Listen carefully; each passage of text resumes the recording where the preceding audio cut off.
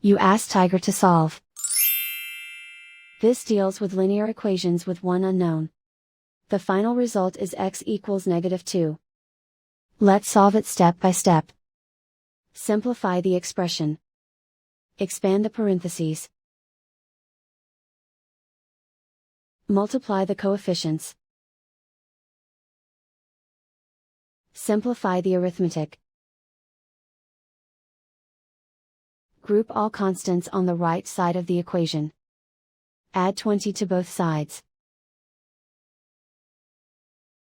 Simplify the arithmetic.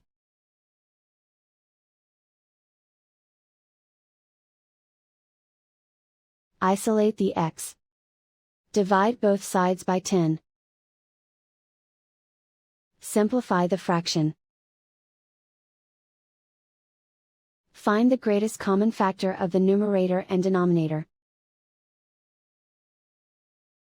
Factor out and cancel the greatest common factor. And so the final result is x equals -2.